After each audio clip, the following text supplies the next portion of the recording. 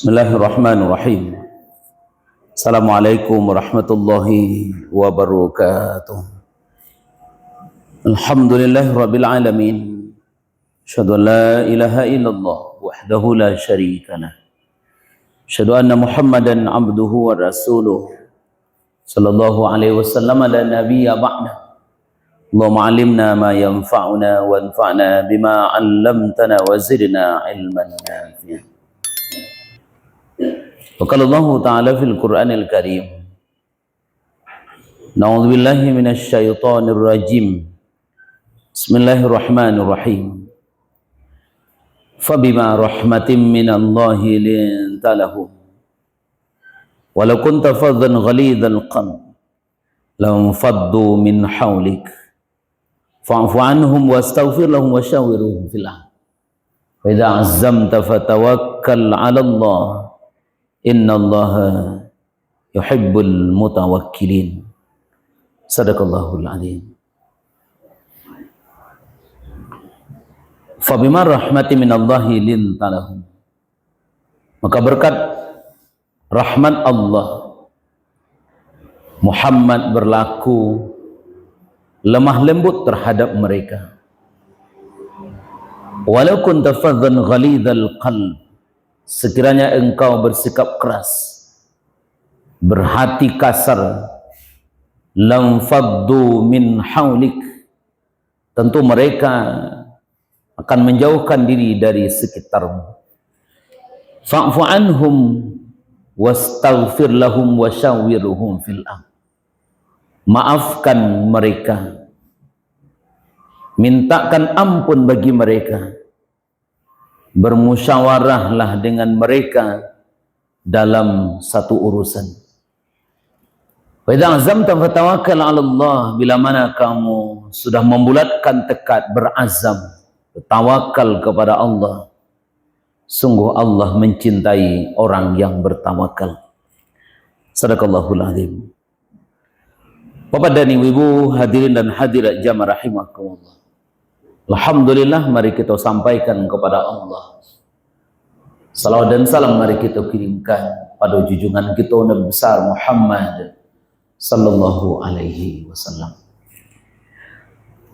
Ayat yang kita baca tadi surat ke-3 ayat 159 surat Ali Imran.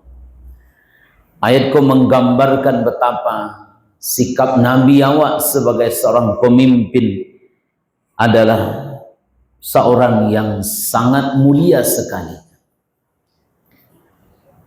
Sehingga Allah katakan, kalau engkau tak sikap mulia, lam faddu min haulik, maka mereka akan menjauhkan diri dari sekelilingmu, wahai Muhammad. Ketika terjadi kesalahan di kalangan para sahabat, ketika terjadi perang Uhud, di mana umat Islam mengalami kekalahan, di mana umat Islam tidak mengikuti apa yang diinstruksikan oleh pemimpinnya Nabi Muhammad SAW. Maka ketika perang Badar, ketika perang Uhud, umat Islam mengalami kekalahan. Banyak yang meninggal dunia karena banyak yang tidak mengikuti apa yang diinstruksikan oleh Nabi awal. Pelajaran pertama adalah, kalau pemimpin itu membimbing kita ke jalan yang benar, syariat menyuruh kita untuk mengikutinya. Tapi kalau disuruhnya kita durhaka ke Allah, melakukan perbuatan fasik, maka kita kepada ibu-ibu tidak wajib patuh ke manusia kalau disuruh kafir kepada Allah. La ta'ata li makhlukin fi maksiatil khaliq. Tak boleh patuh ke seseorang kalau disuruh durhaka ke Allah. Pemimpin adalah manusia yang sangat dicintai Allah. Bila mana pemimpin itu menjalankan tugasnya sebagai seorang pemimpin yang baik. Sampaikan Sa'id Al-Khudri, Nabi SAW bersabda, Riwayat Imam At-Tirmizi, inna ahabban nasi ila Allah yaumal qiyamati. Sungguhnya manusia yang paling dicintai dekat dengan Allah pada hari kiamat adalah imamun adil, pemimpin yang adil. Berarti syaratnya pemimpin itu syarat utama dulu kan. Yang utama beruntungnya orang yang hari kau jadi pemimpin, dan betapa peluang besar bagi mereka untuk bergandengan dengan Nabi kita duduk di surga. Baik itu kata Nabi awak, ahabban nas, inna ahabban nasi ilallah yaumal qiyamah. Manusia yang paling dicintai oleh Allah, wa adanahum minum majlisan, dan orang yang sangat dakik majlisnya, tempat duduknya bersama dengan Nabi, imamun adil, pemimpin yang adil. Kaji kita dosa ke-13 adalah dosa pemimpin yang zalim. Itu dosa dibuat Imam Az-Zahabi 70 dosa besar. Nomor 3 balik dosa pemimpin yang zalim. Mana zalim diddul adil, lawan dari adil. Anan adil, meletakkan sesuatu di tempatnya. Itu adil tuh.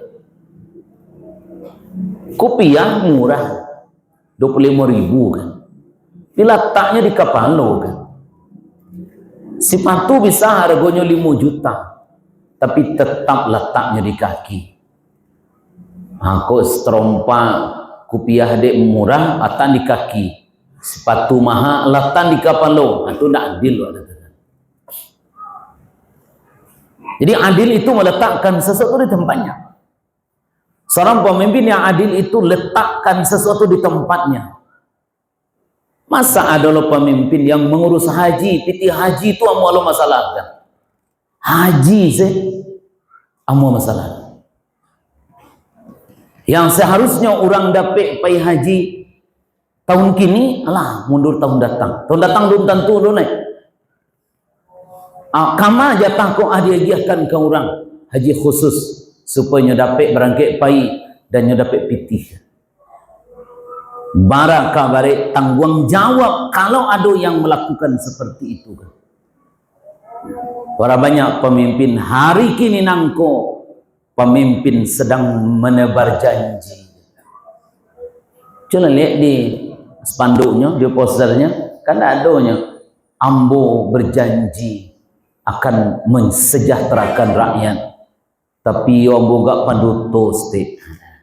Kan ada itu. Kalimatnya janji akan lakukan 1, 2, 3. Barang-barang kita menjawab pada ibu-ibu. Ini kontuang wak galih dipasangkan. Tak ada janji mereka itu. Kama kadibaya miswa al-wa'yu mithluddain. Janji itu sama juga hutang.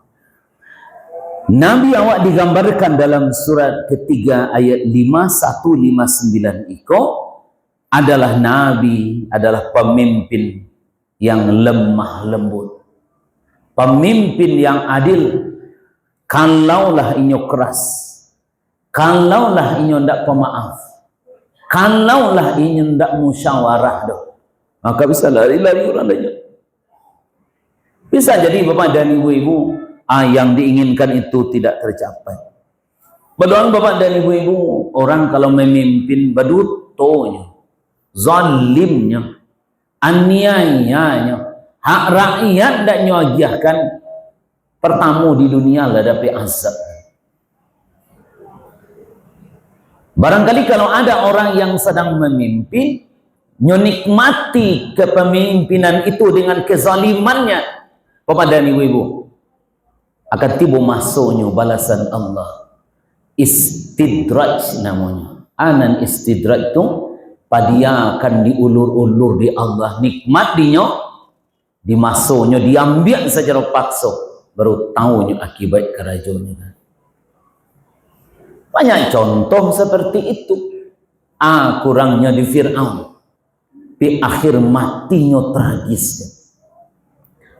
kurangnya di Abu Lahab, Abu Jahal kan, tapi mati nyogran.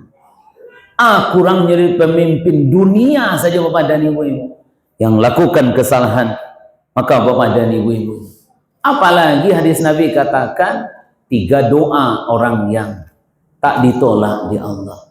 Salah satunya dakwatul mazlum, doa orang yang terzalimi. Turana wakna turasian nandape dialihkannya karena lain kan. Dek na lain ko lawa janji joinyo atau konconyo atau kelompoknya atau tim suksesnya, padahal bukan hak orang ko, mandoanya ke Allah lah, diijabah dia Allah. Ku awak sebagai pemimpin rumah tangga harus adil awak, karena awak tidak boleh sayang kasih A, si B, si C, si D, anak awak lain awak bangihi, jangan. Karena orang yang jadi pemimpin meskipun skala kecil apalagi besar, maka nanti akan bertanggung jawab kepada Allah. Yang kedua, pada ibu-ibu, orang yang zalim itu doanya tak, pemimpin yang zalim itu doanya tidak diijabah di Allah. Sulit doa diijabah di Allah.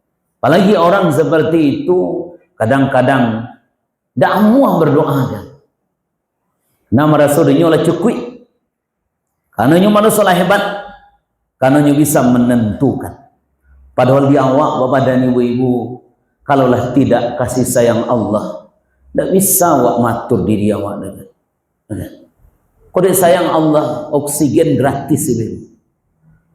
Coba bayangkan kalau membayar oksigen, atau tidak ada oksigen konan barasia lah mati sewak sadonya. Ya kan? Baik tu lamahnya awak. Kenapa awak mesti merasa awak seperti Tuhan yang bisa menentukan baan nyawa kan? Agak-agai Bapak dan Ibu-ibu, kalaupun dapat jabatan tu di awak dalam keadaan yang salah, Bapak dan Ibu-ibu bertanggung jawab di hadapan Allah nanti. Ketika di akhirat dijauhkan dari serubukan. Di dunia hiduplah payah, di akhirat mereka celaka kan. Nyawa Bapak dan Ibu-ibu lama-lama sih, ternyata tidak kan. Payah mereka kan. Di dunia tak ternikmati, di akhirat hidupnya celaka kan. Maka itu Bapak dan Ibu, dalam sebuah hadis surat Imam Al-Hakim katakan, tidaklah seorang memerintah 10 orang lalu ndak adil dalam memimpin doh, kecuali pada hari kiamat nanti terbelenggu tangan dan lehernya dalam keadaan hina. 10 cuman. Coba bayangkan Sumatera Barat bara banyaknya, Kabupaten Agam bara banyaknya, Bukit Tinggi bara banyak orang, apalagi Indonesia bara banyaknya. 10 saja yang memimpin tidak adil, maka dibelenggu nanti di hadapan Allah pada hari kiamat. Bapak dan Ibu hadirin berbahagia, maka dari itu belajar dari ayat iko, maka tentu kita sampaikan iko, mudah-mudahan sampai suaraku ke orang-orang yang jadi calon pemimpin. Tapi Az-Zahabi katakan iko dosa ketiga balik, 70 macam dosa besar, nomor 3 baliknya pemimpin yang tidak adil. Kenapa kok salahnya banyak orang jadi korban kan?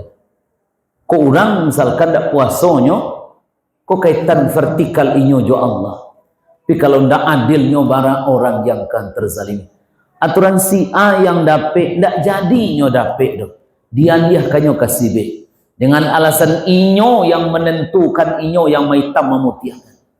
Betapa besar dosa orang yang seperti itu, yang nanti pertanggungjawaban di hadapan Allah. Peringatan di Nabi kawak bersama, mudah-mudahan Allah titipkan kawak pemimpin yang adil. Yakunu fi akhir zaman umara'u zulman wa uzara'u fasaqan wa qudatu khawanatin fuqaha'u kadhibatun faman adrakahum fala yakunanna lahum arifan wala jabian wala khazina wala syurtiyah. Kecik Nabi, tiba masuknya di kalian besok di akhir zaman akan ada umara'u dzulm, seorang pemimpin yang zalim. Bila diramalkan Nabi kawak waspada awak, jangan sampai ada orang yang memimpin awak kemanggadaikan kita bersama. Yang lanjut uzara ufusakan, akan ada menteri-menteri yang fasik, akan ada zaman-zaman qutatun khanat, akan ada pemimpin yang khianat, seorang hakim yang khianat, akan ada fuqaha'u kadzab, akan ada para ulama yang pembohongkan. Kalau ikut nado kama wa kabasandale, pemimpin lah zalim, menterinya fasik, hakimnya atau penegak hukumnya adalah orang-orang yang khianat, dan ulamanya, fuqahanya pendutuk. Bila mana kamu temukan itu, fala yakunanna lahu arifan, kalau bersobok di orang begitu, jan angketnya jadi pemimpin. Ya kamu nyuruh mak, ku ada pemimpin, kau tak sembahyang, jan diangket. Karena ka Allah saja tak takwik dekat. Apalagi ke sesama manusia. Orang kalaulah ke Allah tak takut, maka imbasnya karena lainnya tak takwik. Kenapa kok bisa Bapak dan Ibu-ibu, bagi awak kadang-kadang ujian yang mesti awak sadari, Nabi sudah ramalkan itu nan kaado nan terjadi di akhir zaman. Mudah-mudahan Allah lindungi kampung awak dan pemimpin awak baru. Mudah-mudahan mereka dapat bimbingan Allah dan hidayah sadonyo, sehingga membimbing kita ke jalan yang benar. Hadanallah wa iyyakum ajmain. Nasrum minallah wa fathun qarib wa basyiril mu'minin. Assalamualaikum warahmatullahi wabarakatuh.